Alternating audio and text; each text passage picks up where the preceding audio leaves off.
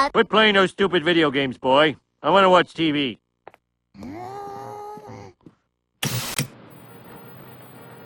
We're live in front of City Hall as joyless plutocrat Montgomery Burns is about to unveil his new line of nuclear-powered buses.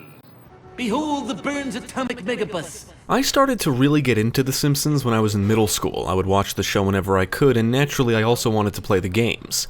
And one of the first games I got was Road Rage. Developed by Radical Entertainment and published by EA, The Simpsons Road Rage was released for PlayStation 2 in November 2001, and Xbox and GameCube in December of that same year. For this review, I played the Xbox version. Now let's take a look at The Simpsons Road Rage and see if it's any good and if it still holds up. I'll be watching you. The story goes that Mr. Burns bought all transit systems in Springfield and is creating radioactive buses. The citizens decide to use their own cars as a means of safer public transportation and to earn money to pay back Mr. Burns to get rid of his buses.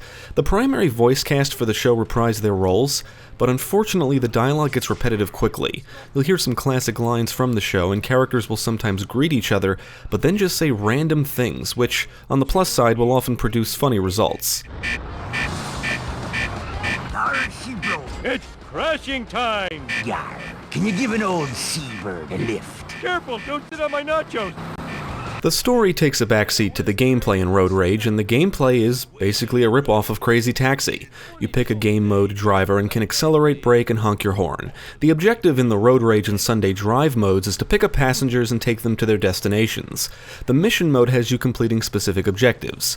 Then there's Head-to-Head, which is the game's multiplayer mode. 2 players compete to deliver passengers to their destinations. Dude, do you have to drive so slow? Whoa! You're going to get us killed, dude! The Road Rage mode is the real meat of the game. This is where you earn money and can unlock additional drivers and locations. You pick a driver and location and are given a set amount of time. The higher the difficulty, the less time you start with, but the more money you earn. You pick up a passenger and must drive them to their destination before time runs out. The faster you get them there, the more bonus time you earn. Sometimes you're given an objective, like destroy a specific amount of things or avoid traffic vehicles, and completing these objectives rewards you with extra time and money. The money you earn doubles as your score, and when you accumulate enough, you can choose to unlock a driver or location. The Sunday Drive mode is similar, except there's no time limit or rewards. It's a good mode if you're looking to simply explore the locations. Hi, sweetie. I've been waiting here forever. Whatever. Normally, I would never ride in a vehicle that is so hostile to the environment, but I'm in a teensy bit of a jam right now. The mission mode has you playing as specific drivers and completing specific objectives. You start with one mission and must unlock the rest. Missions have you either driving to a destination before time runs out or knocking things over. Unfortunately, none of the missions are very challenging, and you can complete the entire mode in under a half hour. You do unlock a vehicle for completing all of them, but the entire mode feels like an afterthought. Hey, Millhouse, need a lift? Do you have a date for the harvest dance? Huh? Do ya? Huh? Whoa. I need to go to the comic book store. Radioactive Man is signing autographs. Don't sit on my handheld. Now, unfortunately, there's not much to Road Rage, and it feels like a budget title. The collision detection is awful, and my vehicles would often get stuck on things in the environments. It's also annoying when a traffic vehicle spawns directly in front of you the moment you start a mission. Once you've played through a game of Road Rage, you've basically seen all there is to the gameplay, and then it's just a matter of grinding through the mode to earn enough money to unlock everything. What is kind of cool is the holiday vehicles, which can be unlocked if your system date is set to specific holidays, or you can just enter codes. You can drive as Halloween Bart, Thanksgiving Marge, Christmas Apu, and New Year's Krusty. Stop doing that! What are you looking at? Haven't you ever seen a drunk clown before? There's 6 total locations or neighborhoods to drive around in Road Rage, and only 1 is unlocked from the start. You'll have to drive around barriers, walls, buildings, and other obstacles. You can drive off jumps and knock things down. You can also take shortcuts to get to your destinations faster. Driving through bus stations will grant you extra time, and traffic vehicles and pedestrians populate the environments. and there's no major punishment for running people over. You will see the radioactive buses driving around very dangerously, and they will often get in your way. Mr. Burns and Smithers will often appear and try to stop you by driving into you, but their vehicle is easily avoidable. There's only about a handful of destinations per location, so you're going to visit the same areas frequently. None of the locations are very big, and sometimes passengers will ask you to take them to a destination that's clearly in walking distance. Lame wad. Watch your step. Hello there. Please take me to the power plant office so I can collect this month's bribe. Just leave the driving to me, dude. Zeppelin rules! That was a superb trip. I can't say Road Rage looks amazing, but it is a decent reflection of the show. It's colorful and things look like they should, for the most part.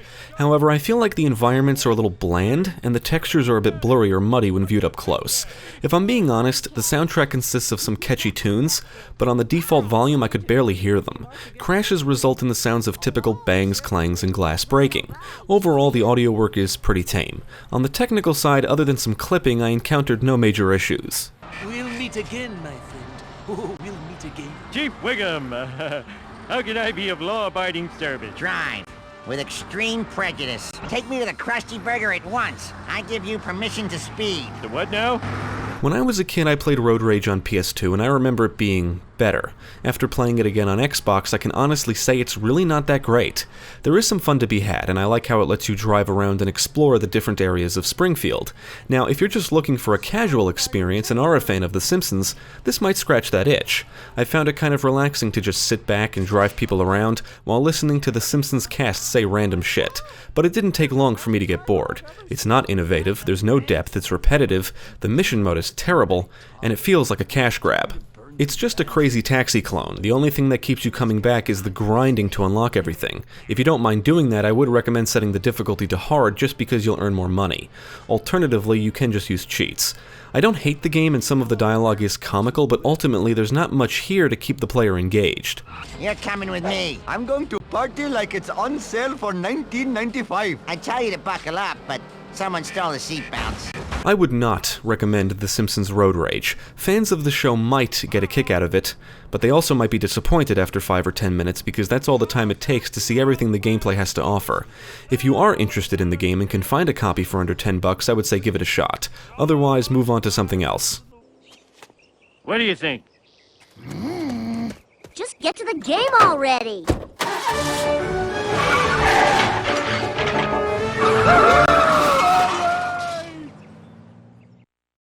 Thank you for watching. If you enjoyed this video, check out the rest of our channel, follow us at the links below, and you can also support us on Patreon.